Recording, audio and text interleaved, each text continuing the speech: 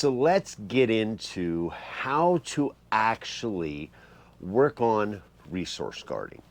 So a little recap. Resource guarding, otherwise labeled as food aggression, toy aggression, things like that, is nothing more than a dog saying, I want this, I need to have this, and I'm willing to fight for it. So for any being to be willing to fight for something, it means they need to like it. So in understanding this, the easiest way to do it is to understand the scale. So on a scale of 1 to 10, 10 being the creature is willing to die, fight for it, they're going to obviously be more invested. So the more they want it, the more they're willing to fight for it, so to speak. So keep that scale in your mind, and we'll kind of push that off to the side because that's the desire scale. But then in all this, we have the threshold scale. Now, often trainers will talk about when a dog hits its threshold. The scale of 1 to 10, 10 being the dog is losing its mind. All living creatures will learn and retain best at a level 5 and below. Once they hit level 5, that's when lots of things start to happen. Their adrenaline kicks in, cortisol starts going in. A lot of different chemicals are going through that mind. So you could say on that scale, 1 to 5, it slowly goes up. And when it hits about 5, now it starts to peak. And when it starts to peak, that's sometimes referred to the dog's threshold. It's referred to as they've hit the red zone. Once they hit that point, realistically, they're not going to learn and retain as well as if we address the issue at a lower level of stimulation. And they don't have as many other chemicals going in. It's almost like a clenched muscle. You know, I can massage a hand, I can do something with a hand, but once the hand becomes clenched, we can't do much. We need the fist to go away, the desire to clench up. So now if we take both of those scales, we bring our threshold scale in and we bring our desire scale in, you see how they line up. So if the dog really wants something, they're going to move faster in the threshold scale. If they, I like this okay, scale of 1 to 5, you know, you could say if I'm feeding my dog steak versus I'm feeding my dog boring dry kibble, I could probably talk to my dog about the way they guard their bowls and food. Pretty easy with the dry kibble. If I give them steak, it's going to be a lot harder. So as desire increases, the speed in which they move on that threshold scale also increases.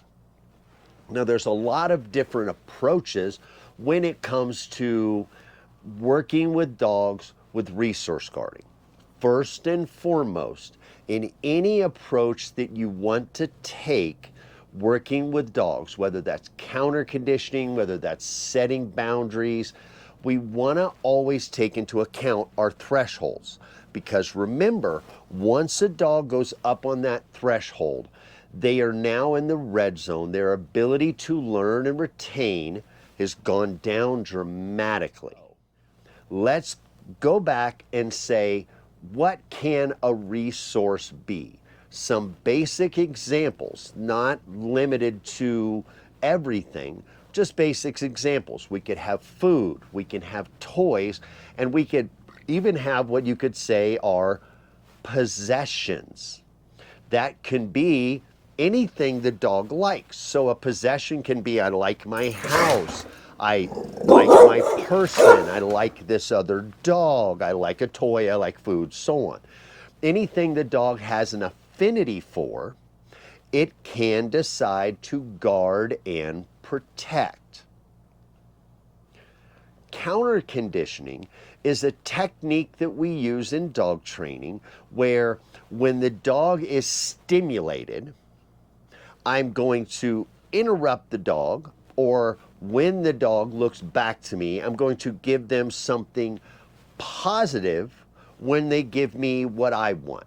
So let's say the dog sees another dog off in the distance and I, say the dog's name, I use a clicker, anything like that.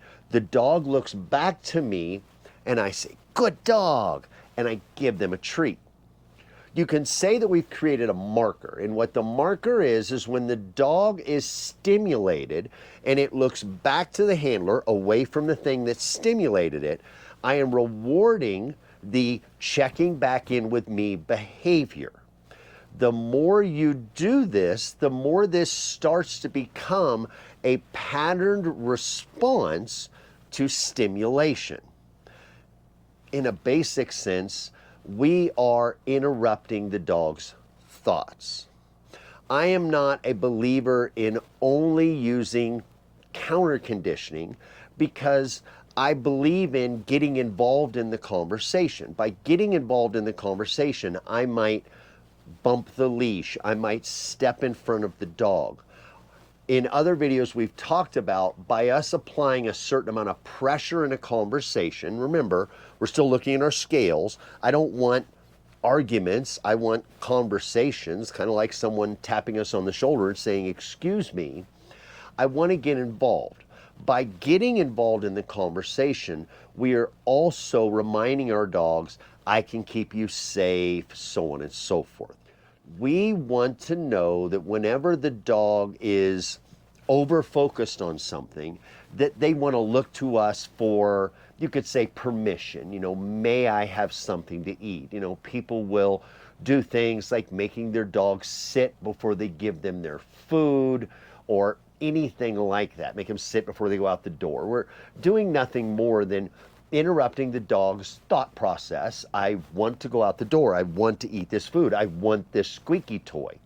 And the more we interrupt their thought process of "I'm stimulated," and we remind them you have to ask permission, we are interrupting a conversation, which then makes the dog have a marker in their mind that when I want something, check with my human.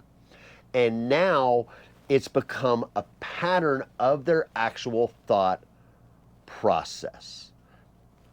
Now let's review a few of these videos that I've had some clients send in, and well, you can see there's some behavior there. But all those dogs are really doing is showing that they have a desire for something. And remember, the higher the desire, the faster they meet threshold.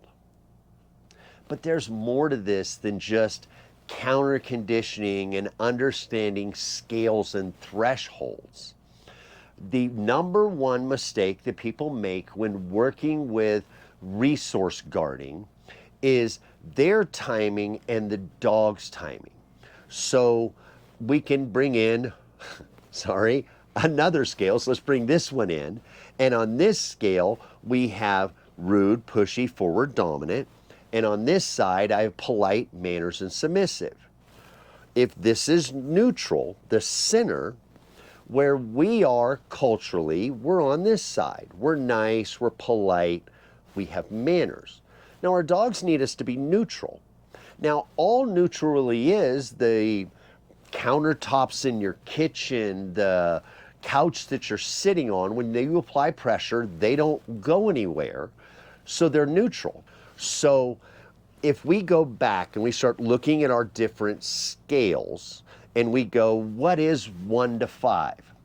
1 to 5 in a dog's communication is a change in body language or position, and a slight whine, a slight growl, minor gestures. When we get over level 5, I'm barking heavily, I'm guarding, growling, lunging, and ultimately attacking, insisting, grabbing, those kind of things. So when we look at That type of scale, so we've got that 1 through 10 on each side, or 4 basic changes on each side: body language, verbal, and physical. If this is neutral, we have varying degrees of being polite, or you could say submissive. And on this side of the scale, we have varying degrees of being rude, pushy, forward, and dominant. If my dog is eating his food and I walk into the room and my dog does nothing but just eats his food, he's at the point of neutral. If I walk in the room and my dog has his squeaky toy, and as I walk in the room, the dog guards it, he's on the rude, pushy, forward side of the scale, isn't he? If I get closer and he grabs, now you see we're working up that scale. If I walk in the room and my dog is eating, and as I walk in the room, he steps away from the food and offers me, "Did you want some of this food?" Now my dog knows that I want him on the polite side of the scale. Now, if we were to look at marking behavior, if my dog steps away from the food when I walk in the room, immediately reward them. Good dogs, give them a treat, give them the toy. We are rewarding, marking the polite behavior. This is key when working with resource guarding. Now, if we look at our scales again, if it is a lower desire item, they're going to be lower on their scale of interest, which means these are the easy conversations to have.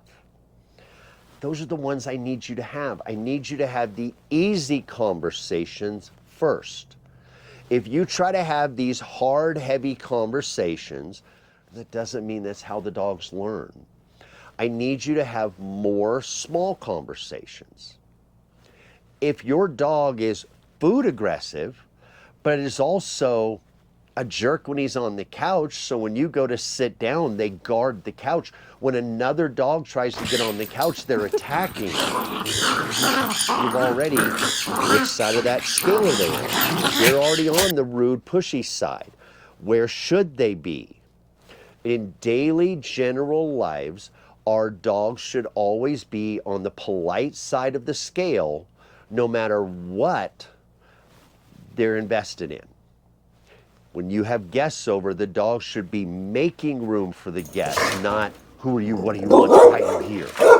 When you walk up to the dog and they have something, they should be offering it. Even at play, when we say a dog is playing with a toy and they grab their ball, and as I get closer, they turn away.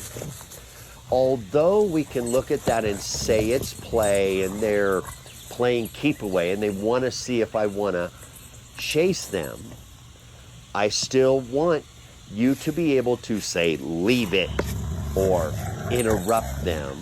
Use your clicker. They stop and look at you, and then you reward the behavior. Now we can play, now we can chase. I'm always looking for a dog that is being polite and asking permission. That's what I want to see. If I see a dog that's neutral, that dog is a lot closer to the ugly side of the scale, aren't they? So I hope this really helps all of you. And feel free to submit any videos that you have on resource guarding. Send me videos of progress and training you're doing, because I am more than happy to look at all that content and even put together more information on this topic, because this is a big one with so many people. Please like, follow, share our videos so we can together try to help as many people as we can in all the places that we can.